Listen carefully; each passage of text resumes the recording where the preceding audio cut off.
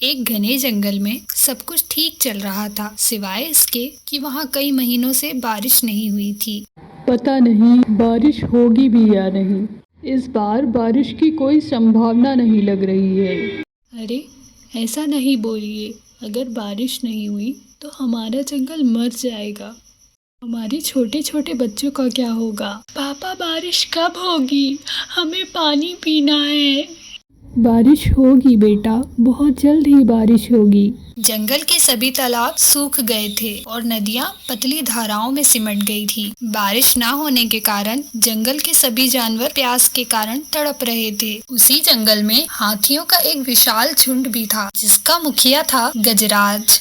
एक दिन गजराज सूखे तालाब के किनारे अपने साथियों की चिंता में बैठा होता है। तभी उसके पास मेंढकों का सरदार दीनू फुदकता हुआ आता है। गजराज दादा, अगर तुरंत कुछ नहीं किया गया तो हमारा पूरा जंगल बर्बाद हो जाएगा। हम सभी मर जाएंगे। अरे नहीं दीनू, ऐसा नहीं बोलो।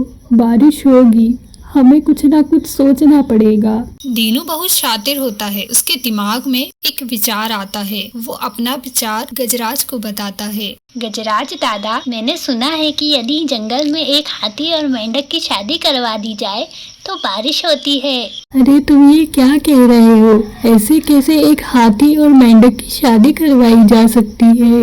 दीनू की बात सुनकर गजराज आश्चर्य में तो था, लेकिन उनके पास इसके सिवाय कोई और रास्ता भी नहीं था। गजराज ने दीनू से शादी करने की सोची। गजराज ने दीनू से शादी करने का विचार जंगल के सभी जानवरों को बताया और जंगल के सभी जानवर इस शादी की तैयारी के लिए तैयार भी हो गए, क्योंकि उनके पास इसके सिवाय कोई और चारा नहीं था। सभी जानवर मेंढक और हाथी की शादी की तैयारी में लग गए। जंगल में रहने वाले भालुओं के झुंड ने सूखे सूखे पत्तों को इकट्ठा करके विवाह का मंडप तैयार किया। अब दिन था विवाह का, जिस दिन मेंढक और हाथी की शादी होनी थी। विवाह के दिन सूरज आसमान से आग उगल रहा था, जमीन तप रही थी। सभी जानवरों का प्यास से बुरा हाल था, सभी बेजान हो चुके थे। गजराज अपनी पगड़ी पहने पूरी विनम्रता के साथ खड़ा था। उधर दीनू छोटे से नारियल के खोल की नाव में बैठकर फूलों की माला के साथ आया। जंगल में इस अनोखी शादी के लिए बूढ़े उल्लू को पुजारी बनाया गया, जिसने गजराज और दीनू का विवाह संपन्न कराया। जब उल्लू ने गठबंधन का मंत्र पढ़ा तो गजराज ने प्यार से अपनी सूंड उठाई और टिंकू ने अपनी छोटी सी उंगली से गजराज की सूंड को छुआ। यह था उनका अनोखा गठबंधन।